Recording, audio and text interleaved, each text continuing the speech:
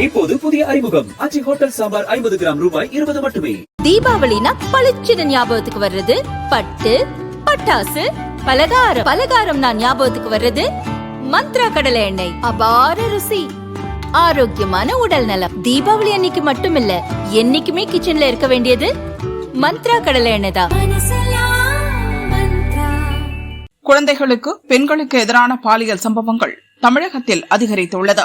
பெண்கள் பற்றி கொச்சையாக பேசும் அரசியல் தலைவர்கள் உள்ளனர் என சுப்ரீம் கோர்ட் வழக்கறிஞர் பிரியதர்ஷினி கூறினார். Talking about youth, women and professionals in politics. எப்பவுமே நம்ம youth in politics, women in politics பத்தி பேசியிருப்போம். Very less we talk about professionals in politics. ஏன்னா நம்மளை பொறுத்த வரைக்கும் பாலிடிக்ஸ் அப்படின்றதே ரொம்ப அழுக்கு, அதை பற்றி நம்ம பேசக்கூடாது, படித்தவங்க போகிற இடம் அது கிடையாது, புத்திசாலிங்க இருக்கிற இடம் அங்கே கிடையாது அப்படின்ற டெஃபினிஷனை நமக்கு நல்லா ஆழமாக உட்காந்து நமக்கு they have instilled this fact into our brains. So நம்ம வீட்டில் இருக்கிற பசங்களாக இருந்தாலும் இல்லை பாலிடிக்ஸ் பற்றி வெளியில் பப்ளிக்காக பேசினாலும் பாலிடிக்ஸ் பேசக்கூடாதுன்ற நிலைமையில் இன்னும் நிறைய இடத்துல அப்படி தான் இருக்காங்க. But technically speaking, let me quickly run you through. Politics எதனால் ப்ரொஃபஷ்னல்ஸில் பாலிடிக்ஸ் வரணும் அப்படின்னு கேட்டிங்கன்னா, it will give you a time line. First and foremost ஒரு வேலை பார்க்கணுன்னா அதுக்கு ஒரு டைம் லைன் இருக்கும். So there is always a structure. ஒரு ப்ரொஃபஷ்னல்ஸ் அப்படின்னாலே ஒரு ஸ்ட்ரக்சர். ப்ரொஃபஷ்னல்ஸ் பாலிடிக்ஸ்குள்ளே வந்தால், when professionals enter politics, professionalism enters politics. Professionalism, பாலிடிக்ஸை ஒரு ப்ரொஃபஷ்னலாக நம்ம பண்ணுறதுக்கான வாய்ப்பு only will happen when professionals are there in politics. I'll tell you how. அதுக்கு முன்னாடி let me first define the term politics, professionals. நிறைய பேர் okay, I am just working in an IT company, maybe not a professional. So ப்ரொஃபஷ்னலில் நம்ம ப்ராடாக மூணாக பிரிக்கலாம். ஒரு professional who does a professional degree like lawyers, doctors, CAs, any other engineering, அந்த மாதிரி ப்ரொஃபஷ்னல் டிகிரி பண்ணுறவங்க who actually go work and run their family. ரெண்டாவது ப்ரொஃபஷ்னல்ஸ் யாருன்னு பார்த்தீங்கன்னா ஸ்கில் செட் ப்ரொஃபஷ்னல்ஸ். அவங்களுக்கு கம்யூனிகேஷன் ரொம்ப நல்லா இருக்கலாம். அவங்களுக்கு ஃபார் எக்ஸாம்பிள் பாலிடிக்ஸில் மேஜர்லி நம்ம பார்த்தோம் அப்படின்னா இந்த கோயிலேஷன் பண்ணுறதுக்கு kind of to have good relation with other political party, communication அப்படின்றது ரொம்ப ரொம்ப முக்கியமான ஒரு விஷயம். ஸோ அந்த மாதிரி ஒரு கம்யூனிகேஷன் ஸ்கில் இருக்கலாம், இன்டெலெக்சுவல் ஸ்கில் இருக்கலாம், டெக்னிக்கல் ஸ்கில்ஸ் இருக்கலாம், அனாலிசிங் ஸ்கில் இருக்கலாம். ஸோ தேர் ஆல் ஸ்கில் ஸ்பெசிஃபிக் ப்ரொஃபஷ்னல்ஸ். இன்னொரு மூணாவது வரும், அதாவது I know nothing but my nation. எனக்கு குழந்தை வேணாம், குடும்பம் வேணாம், யாரும் வேண்டாம், எனக்கு I start with Bharat Mata, I end with Bharat மாதா, இப்படின்றவங்களையும் நம்ம பார்த்துட்ருக்கோம். ஸோ இந்த மூணு விதமான ப்ரொஃபஷ்னல் சேர்ந்து ஒன்றா அந்த ஒரு பவர் கொண்டு வந்தால் தான் பாலிடிக்ஸ் வில் கெட் ப்ரொஃபஷ்னல். ஏன்னா because I took the term Bharat Mata, I really want to start my this conversation on that. ரொம்ப என்ன சொல்கிறது, ரொம்ப அன்பிரசிடென்டாக ஒரு கேஸ் நம்ம கர்நாடகா ஹைகோர்ட்டில் என்னன்னு பார்த்தீங்கன்னா, it is technically a person had said Bharat Mata கி ஜெய். அவர் பாரத் மாதா கி ஜெய் சொன்ன உடனே அவரை தூக்கி உள்ளே போட்டாச்சு. ஆன்டி நேஷ்னல் அஜிடேஷன் அப்படின்ற ஒரு பெர்ஸ்பெக்டிவில். So it comes to high court. High court judge கேட்குறாரு, ஏமா பாரத் மாதா கி ஜெயின் சொல்கிறதுல என்ன ஆன்டி நேஷ்னல் அஜிடேஷன் இருக்க முடியும்? இன்ஃபேக்ட் பாரத் மாதா கி ஜெய் is something that we been giving it as a slogan for all these years. நம்ம இண்டிபெண்டன்ஸ் டைம்லேருந்து எல்லா டைம்லையுமே நம்ம சொன்ன ஒரு it is a war cry.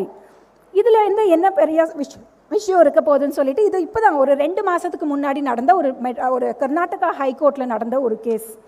So நான் ஏன் இது இங்கே ரெஃபரன்ஸாக எடுக்கிறேன் அப்படின்னா, as I told you before, I don't belong to any political party. But அதனால am I not a national citizen அப்படின்னா கண்டிப்பாக கிடையாது. Just because I'm not in a political party doesn't mean I don't have the intent that my nation should be number one. So எதனால் இது ஆரம்பிக்குது அப்படின்னு பார்த்தீங்கன்னா, பாரத் மாதா கி ஜெய் அப்படின்ற ஒரு fact it is the pride of our country. நான் என்சிசியில் இருந்தேங்க college days. I was all India best cadet. So Madras Christian காலேஜில் தான் படித்தேன் நான். ஸோ இங்கேருந்து நான் டெல்லிக்கு த கண்டிஜன், தமிழ்நாடு கண்டிஜனுக்கு நான் தான் ஐ லெட் த தமிழ்நாடு கண்டிஜன் இன் டெல்லி. இதெல்லாம் எப்போ காலேஜ் டைமில். ஸ்கூல் பக்கம் வரும்போது நான் வந்து பாரத் ஸ்கவுட்ஸ் அண்ட் கைட்ஸில் இருந்தேன். I think 14-15 இயர்ஸில் I was the youngest national award recipient in Bharat scouts and guides. இது நான் ஏன் சொல்கிறேன் அப்படின்னா, ஸ்கூல்லையும் சரி காலேஜ்லேயும் சரி பாரத் மாதா கி ஜெய் அப்படின்றது ஒரு நல்ல விஷயமா இந்த ஆர்கனைசேஷன்ஸில் எனக்கு சொல்லி வளர்த்தாங்க. ஆனால் காலேஜ்லேருந்து வெளியில் வந்தோடனே பாரத் மாதா கி ஜெய் வந்து which is a war cry has become anti national அப்படின்றது தான் ஒரு பெரிய கேள்வியாக இருக்குது. ஸோ இந்த மாதிரி நிறைய கேள்விகள் இருக்கலாம். They may be random questions which come.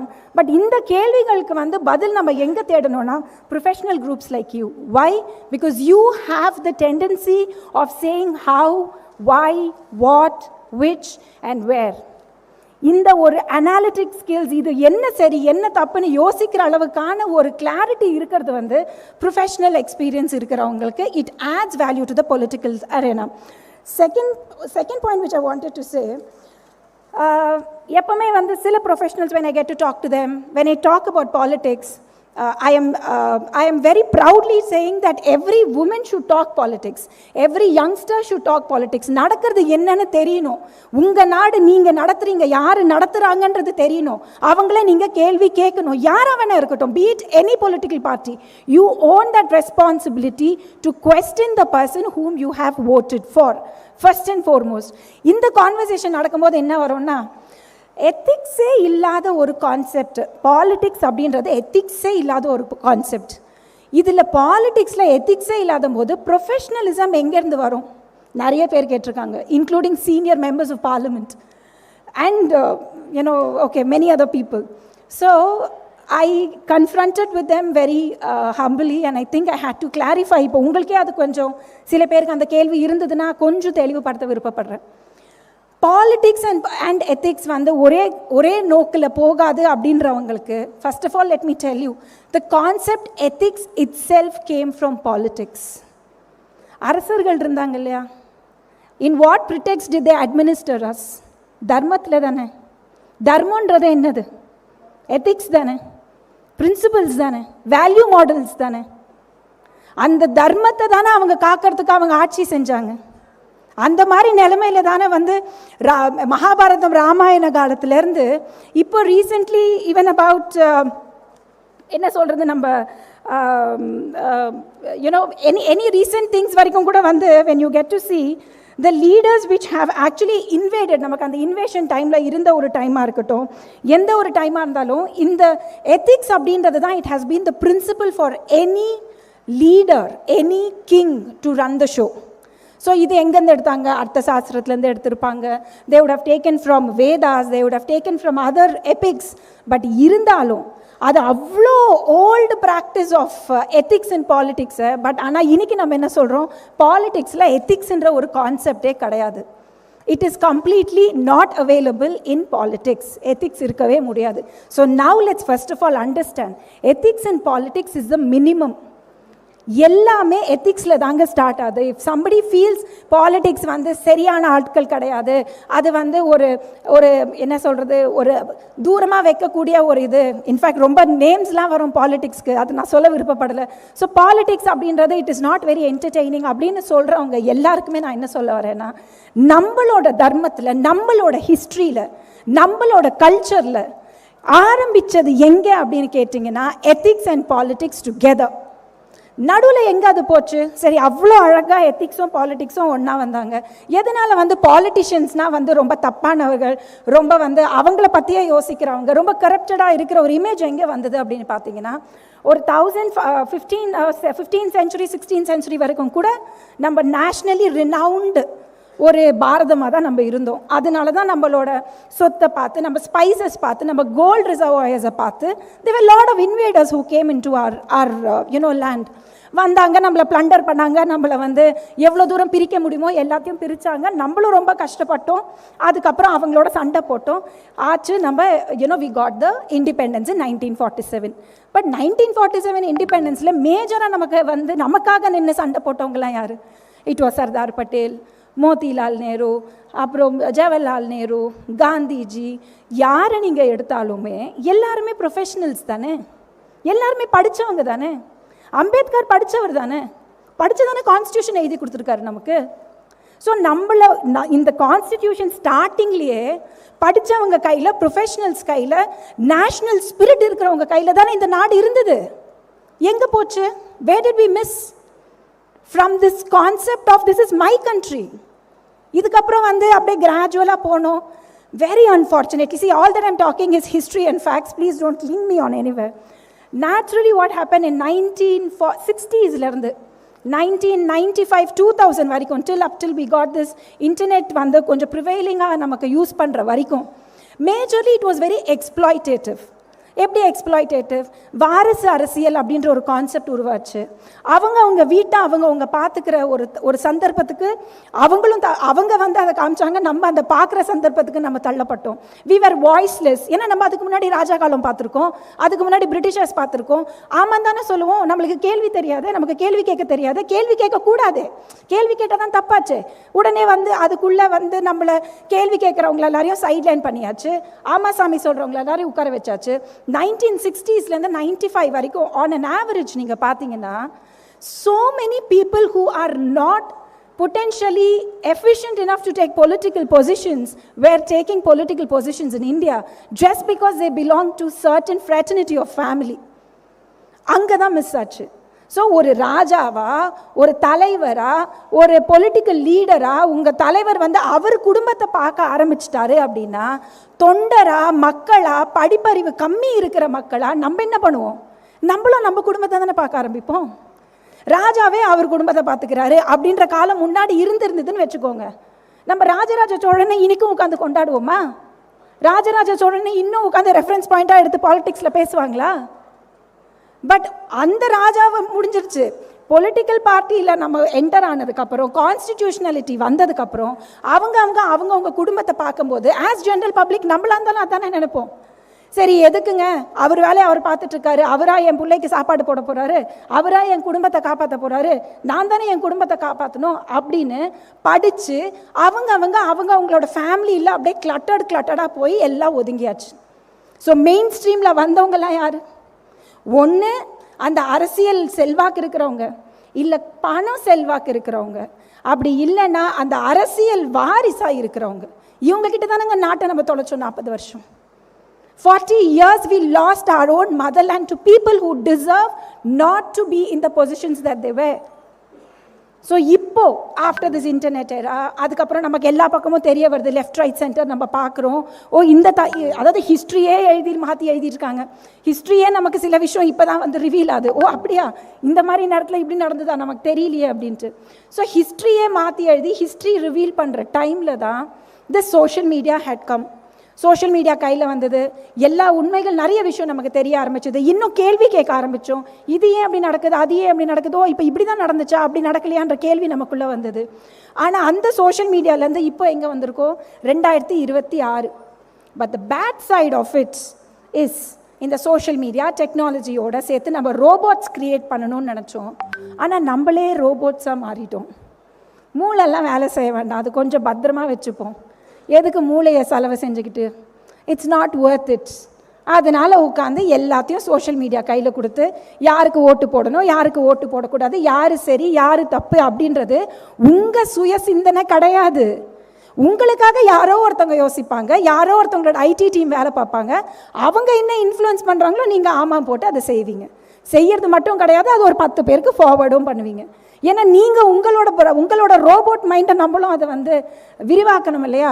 நம்ம மட்டும் ரோபோட் மாதிரி இருந்தால் எப்படி? மற்றவன் யோசிக்கிறானே அவனை யோசிக்கக்கூடாது. ஃபார்வர்ட் பண்ணு, அது கரெக்டாக தப்பா அதெல்லாம் நமக்கு தெரியாது. ஃபார்வர்ட் அது ஃபேக்டா இல்லையா அதெல்லாம் தெரியாது. ஃபார்வர்ட் இப்போ அப்படி ஃபார்வர்ட் பண்ணி பண்ணி பண்ணி பண்ணி போன 2024 எலெக்ஷனில் கிட்டத்தட்ட 34% ஓட்டிங் இன்ஃப்ளூயன்ஸ் பண்ணது யாருன்னு கேட்டிங்கன்னா சோஷியல் மீடியா. உங்களுக்கு யார் உங்கள் தலைவர் பேர் தெரியாது, எந்த கட்சிக்காரர் தெரியாது, என்ன பண்ண போகிறாரு தெரியாது, அவருக்கு அரசியல் தெளிவு இருக்கா தெரியாது, அவர் என்ன நோக்கத்தில் வந்திருக்காரு தெரியாது. எதுக்காக அவருக்கு ஓட்டு போட போகிறீங்க? ஏன்னா என் ஃப்ரெண்டு சொன்னான், ஏன்னா இந்த ரீல் பார்த்தேன், இந்த ரீல் பார்த்து நான் ரொம்ப இன்ஃப்ளூயன்ஸ் ஆகிட்டேன். இந்த மாதிரி சொல்கிற ஆளுங்களை தப்பாக எடுத்துக்காதீங்க. கொம்பு எடுத்து நல்ல 4 காலில் போடணும்னு தோணுங்க எனக்கு. சீரியஸ்லி நீங்கள் டைம் பாஸ் பண்ணுறதுக்காக அன்றைக்கி உட்காந்து 10,000 20,000 பேர் அவங்க வாழ்க்கையை திறந்து இண்டிபெண்டன்ஸ் டேல எத்தனை பேர் செத்து போயிருக்காங்க? எத்தனை பேர் இங்கே வந்து அந்தமான் ஜெயில் பார்த்துருக்கீங்க? யாராவது இங்கே வந்து அந்தமான் ஜெயில் பார்த்துருக்கீங்களா? அண்ட் ஐ ப்ளீஸ் ரிக்வெஸ்ட், நீங்கள் ஃப்ரீயாக இருக்கும்போது குழந்தைங்களை இங்கே அங்கேயே கூட்டிகிட்டு போகிறதுக்கு தயவு செஞ்சு அந்தமான் ஜெயில் கூட்டிகிட்டு போங்க. இந்த மாதிரி இடத்துக்கு கூட்டிகிட்டு போங்க. பசங்க தெரியட்டும். இன்றைக்கி நம்ம உட்காந்து கால் மேலே கால் போட்டுக்கிட்டு காஃபி குடிச்சிட்டு இவன் சரி அவன் தப்புன்னு சொல்லிட்டு இருக்கோமே. இந்த இந்த இந்த பொசிஷனில் நம்மளை உட்கார வைக்கிறதுக்கு எத்தனாயிரம் பேர் செத்தே போயிட்டான்றது தெரியட்டும் குழந்தைங்களுக்கு. அப்போ தானே அந்த ரெஸ்பான்சிபிலிட்டி வரும் அவங்களுக்கு. ரெஸ்பான்சிபிலிட்டின்றது உங்களுக்கு இருக்கோ இல்லையோ, ஆனால் உங்கள் குழந்தைங்களுக்கு வரக்கூடாதுன்றதுல நீங்கள் ரொம்ப தெளிவாக இருக்கீங்க. பசங்களுக்கு வந்து எந்த ஒரு ஹிஸ்டாரிக் மூவிஸ் காட்டுறது கிடையாது. பசங்களுக்கு ஃபர்ஸ்ட் ஆஃப் ஆல் ஹிஸ்ட்ரி சொல்லி கொடுக்கறது கிடையாது. பசங்களுக்கு வந்து சீஃப் மினிஸ்டர், பிரைம் மினிஸ்டர், பிரசிடென்ட்டுக்கு டிஃப்ரென்ஸ் தெரியாது. நம்ம வரைக்கும் படிச்சுக்கிட்டோம், ஏதோ பாஸ் பண்ணிட்டோம். அடுத்த தலைமுறைக்கு வந்து இந்த இந்த நாலேஜை, இந்த ஞானத்தை வந்து ஃபாலோ கொடுக்கணுமா? அது தேவையில்லை. ஏன்னா நமக்கு தான் டைம் இல்லையே. கையில் ஃபோன் இருக்கும்போது டைம் எங்கேருந்து இருக்கும்? ஸோ சச் பீயிங் த ப்ரிடெக்ஸ்ட், இந்த மாதிரி ஒரு சினாரியோவில் நம்ம வந்து திரும்ப நான் இவர் ஆட்சிக்கு வரக்கூடாதுன்னு நினச்சேன், அவர் ஆட்சிக்கு வரக்கூடாதுன்னு நினச்சேன், வந்துட்டாரே அப்படின்னு கால் மேலே கால் போட்டு உட்காந்து பேசணுமா? இல்லை, இது ஏன் நாடுப்பா, ஏன் தாய் நாடு. 40 வருஷம் தூங்கிட்டேன், போச்சு, 2 ஜென்ரேஷன் போச்சு. இதுக்கப்புறம் இட்ஸ் மை ரெஸ்பான்சிபிலிட்டி. ஏன்ச்சு நில்லு, என்ன பண்ணணும் யோசி. அண்ட் நிறைய பேர் சொல்லுவாங்க, ஓகே மேடம் எனக்கு வந்து பாலிடிக்ஸில் ஜாயின் பண்ணணும்னு ஆசை தான், ஐ எம் அ ப்ரொஃபஷனல். ஆனால் என்ன விஷயம்னா எந்த பொசிஷனில் நான் ஜாயின் பண்ணுறது? தட்ஸ் எக்ஸாக்ட்லி வாட் இவர் காலையில் சொல்லிட்டு இருந்தார், பாண்டே சார் சொல்லிட்டு இருந்தார். தயவு செஞ்சு உங்கள் யங்கர் ஜென்ரேஷனை பாலிடிக்ஸில் எக்ஸ்போஸ் பண்ணணும்னு நினச்சிங்கன்னா please tell them they are entering politics and not positions. நீ பாலிடிக்ஸில் என்ட்ரு பண்ணுமா, பொசிஷன்ஸில் என்ட்ரு பண்ணுமா? மக்களுக்கு சேவை செய்யணுமா, உனக்கு நீயே சேவை செஞ்சுக்கணுமா? First of all, let's redefine the political understanding that each one of us have. எதனால இந்த பாலிடிக்ஸ் அப்படின்றது ஒரு கேம்பிளிங்காக போயிட்டே இருக்கு. இன்னும் எத்தனை நாள் போவோம் அப்படி? 75 வருஷம் ஆயிடுச்சுங்க. சுதந்திரம் வாங்கி 75 வருஷம் ஆச்சு. இன்னும் 100 வருஷத்தை பற்றி இப்போ தான் காலையில் மந்திரி அவர் வந்து பேசிட்டு போனார். இன்னொரு 20 வருஷத்தில் நம்ம 100 வருஷம் செலிப்ரேட் பண்ண போகிறோம். 100 வருஷத்தை நீங்கள் மறந்துடுவீங்களா? உங்கள் ஹிஸ்ட்ரியை மறந்துடுவீங்க மொத்தத்துக்கும். ராஜாஜி யாருன்னே தெரியாது. இப்படி தான் நீங்கள் இருப்பீங்க, இப்படி தான் அடுத்த தலைமுறை இருக்கும். இன்னொரு 15-20 வருஷம் கழிச்சு இந்தியாவோட ஸ்ட்ரென்த்தே என்னென்னா our cultural content, all that we learned from our cultural history. அதை விட்டு கொடுத்துடாதீங்க. we will break as a country. don't give up on your culture, don't give up on your history, be very proud of it. படிங்க, history படிங்க தயவு செஞ்சு. don't waste your time on social media. Book எடு, படிப்பா படி. இப்போ எத்தனை பேருக்கு கால்குலேட்டர் இல்லாமல் டக்குன்னு மேத்ஸ் பண்ணுறீங்கப்பா? வெளியில் போனீங்கன்னா, இப்போ முன்னாடியாவது வந்து வெளியில் கடைக்கு போனால் மேத்ஸ்க்கு வந்து நமக்கு காசு கொடுப்போம், அவர் திரும்ப நமக்கு சேஞ்ச் கொடுப்பாரு. சேஞ்ச் கொடுத்தது கரெக்டாக இல்லையான்னு அடிஷன் சப்ராக்ஷன் அது தெரிஞ்சுது. இப்போ யூபிஐ வந்துருச்சு. அது நமக்கு வந்து ஏதோ ஹெல்ப்ஃபுல்லாக இருக்குன்றதுக்காக மோடிஜி கொண்டு வந்தா, அதனால இப்போ அடிஷன் சப்ராக்ஷன் கூட தெரியறது இல்லை. பசங்களை விடுங்க, உங்களுக்கு தெரியுதா? எத்தனை பேருக்கு டக்குன்னு ஒரு அடிஷன் சப்ராக்ஷன் பண்ண முடியுது? இது எல்லாம் இருக்குது. ஆஸ் எ ஹியூமன் எவல்யூஷன் நம்ம நாளுக்கு நாள் ரோபோட் ஆகிட்டே போவோமா? நம்ம மூளையை யூஸ் பண்ண மாட்டோமா? ரெஸ்பான்சிபிலிட்டி எடுத்துக்க மாட்டோமா? பழசை மறந்துடுவோமா? ஆனால் நமக்கு தேவையான ஆட்சி மட்டும் வரணுமா? வந்துடும் இல்லையா? வந்துடும், கண்டிப்பாக வந்துடும். நீங்கள் உட்காந்துக்கிட்டு இதே வேலை பண்ணிட்டு இருங்க. நீங்கள் வந்து உலகம் எப்படி போகுது அப்படின்றது வீட்டுக்குள்ளே உட்காந்து காஃபி குடிச்சிக்கிட்டு உங்கள் வீட்டில் இருக்கிறவங்களோடையோ இல்லை பேப்பர் திருப்பிக்கிட்டு, இப்போ பேப்பர் படித்தா பேப்பர் திருப்பிக்கிட்டு உட்காந்து டைம் பாஸ் பண்ணுங்கள். ஆனால் நீங்கள் வீட்லேயே உட்காந்துட்டு நீங்கள் யோசிக்கிறீங்க பார்த்தீங்களா, இது மாறணும், இது தப்பு அப்படின்னு. அதை தான் வெளில வந்து சொல்லுங்கள், 4 பேர்கிட்ட பேசுங்க. Let the public know what is right and wrong. அம்மா நீங்கள் யாருக்குன்னா ஓட்டு போடுங்கம்மா, நீங்கள் யார் உங்களுக்கு சரின்னு தோணுதோ ஓட்டு போடுங்க. ஓட்டு போடுறவங்க சரியானவங்களான்னு பார்த்து ஓட்டு போடுங்க. நீங்கள் அது செய்யலைன்னா ஒரு 20-30 பேர் கிட்டத்தட்ட 1 லட்சம் பேர் கிட்ட செத்து போயிருப்பாங்க. ஏன்னா நம்ம தான் 300 வருஷமாக போராடினோமே. இன்னைக்கு வந்து நம்ம ஜாலியாக ஓட்டு வந்து யூடியூபோட வீடியோவை பார்த்து, ஷார்ட்ஸ் பார்த்து நம்ம ஓட்டு போடுறதுக்கு தான் அன்றைக்கி 1 லட்சம் பேர் கிட்ட செத்து போயிட்டாங்க. அப்படியே பார்த்து நாங்கள் போடுவோம் ஓட்டு, அதுக்கு தான் அங்கே 1 லட்சம் பேர் செத்தாச்சு. ஸோ நீங்கள் ஓட்டு போடுற டைமில் அந்த 1 லட்சம் பேர் உட்காந்து கதறி இருப்பாங்கள்ல, அன்றைக்கி என்ன நம்பிக்கை இல்லை, என்னோட தலைமுறை வரும், நான் செத்தாலும் அவன் பார்ப்பான் சுதந்திரத்தை, நான் போனாலும் என் தாய் மண்ணை அவன் காப்பாற்றுவான்னு நின்னானுங்கல்ல, அவங்களுக்கெல்லாம் நீங்கள் என்ன பதில் சொல்லுவீங்க? யார் செத்தது? உங்கள் தாத்தா பாட்டியா? கிடையாது. நீங்கள் யாருன்னே தெரியாது அவங்களுக்கு. இருந்தாலும் இந்த சுதந்திரம் உங்கள் கைக்கு வந்து சேரணுன்றதுக்காக வந்து சேர்த்தது. நிறைய பேர் எனக்கு கேட்பாங்க, Priya you always talk about history, எப்போ பார்த்தாலும் ஒரு you take a run through of history வந்து நடந்துருச்சு, பழசு மாதிரி இப்போ புதுசு கிடையாது. Facts have change. Absolutely not. பெண்களை வந்து பாலிடிக்ஸில் சேர்க்கணும், யங்ஸ்டர்ஸை வந்து பாலிடிக்ஸில் சேர்க்கணும் அப்படின்ற ப்ரிடெக்ஸில் என்ன சொல்லுவோம், நம்ம பெண்கள்லாம் பாலிடிக்ஸில் சேர வேண்டாம், ஐயோ யங்கர் ஜென்ரேஷன் பாலிடிக்ஸில் சேர வேண்டாம். ஏமா நம்ம கல்ச்சரில் கிடையாதா பெண்கள் பாலிடிக்ஸில் இருந்தது? ராஜமாதா கான்செப்ட் எங்கேருந்து வந்தது? ராஜமாதா கான்செப்ட்ன்றது எங்கேருந்து வந்தது? உலகத்துக்கே அப்போ தெரியாது ராஜமாதான்ற ஒரு கான்செப்ட் இருக்கான்றது கூட யாருக்கும் தெரியாது. எப்போ ராஜமாதா கான்செப்ட் வந்தது நமக்கு? மகாபாரத டைமில், when even history did not even begin its pages. அப்போவே நம்மக்கிட்ட ராஜமாதா கான்செப்ட் இருக்குது. நம்ம என்ன இந்த மாதிரி பிரிட்டிஷர்ஸ் மாதிரி 1556 வந்து ஃபஸ்ட்டு குவீனை பார்த்தோம். we have seen it some 3000 years before. ஆனால் இல்லைங்க, நாங்கள் பெண்கள் வந்து பாலிடிக்ஸ் பற்றி பேசக்கூடாது, ஐயோ வர்றது வேறு விஷயம், பேசவே கூடாதுங்க. அவங்களுக்கு பாலிடிக்ஸ் தெரியாது. ஏன்? உங்கள் வீட்டையே நடத்துகிறாங்க, வெளியில் இருக்கிற பாலிடிக்ஸ் புரியாதா அவங்களுக்கு? யங்ஸ்டர்ஸ் வந்து பாலிடிக்ஸ்க்கு வரக்கூடாதுங்க, ஏன்னா அவங்க வந்தாங்கன்னா கெட்டு போயிடுவாங்க. ஏங்க, இன்னைக்கு இருக்கிற ஒவ்வொரு தலைவரும், every single political party, Congress, BJP, DMK, ADMK, யாரை வேணா எடுங்க, எல்லாரும் எந்த பொலிட்டிக்கல் பார்ட்டியோட தலைவரை நீங்கள் இன்னைக்கு எடுத்தாலும் அவர் யங்ஸ்டரை தானே உள்ளே சேர்ந்துருப்பாரு. சேரும்போது இப்படி சேர்ந்துட்டாரா? So technically engage. தயவு செஞ்சு எல்லாருக்கும் ஒரு ஸ்கோப் கொடுங்க. For women, for youngsters to take up politics, take it up with responsibility. எல்லாமே வந்து யாரோ ஒருத்தங்க பார்த்துப்பாங்கன்னு நினைக்காதீங்க. உங்களோட பாரத தேசம், நம்மளோட பாரத தேசம், இதில் வந்து என்ன ஒன்று நடந்தாலுமே வந்து I think we should take the responsibility. ஓலை வந்தாச்சு.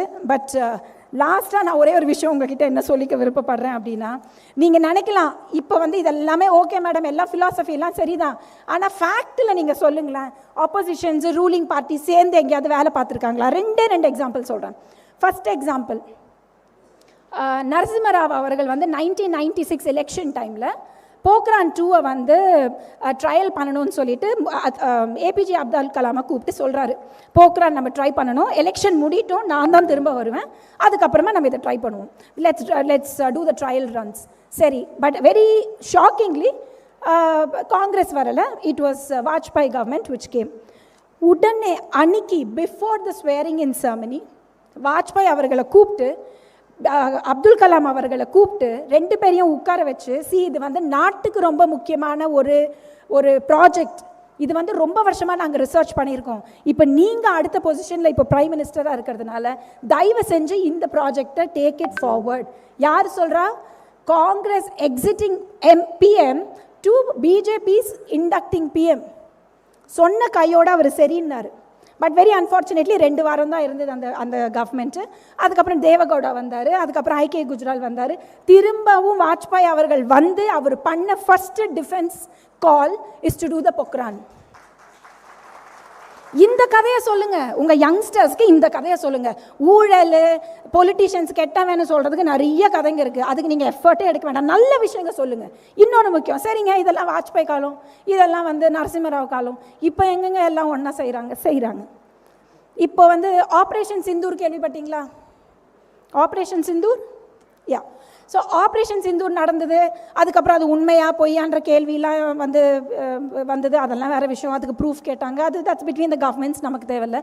ஸோ பட் ஆப்ரேஷன் சிந்தூர் முடிஞ்ச கையோட குளோபலி 8 டெலிகேஷன் டிசைட் பண்ணாங்க கவர்மெண்ட் ஆஃப் இந்தியா.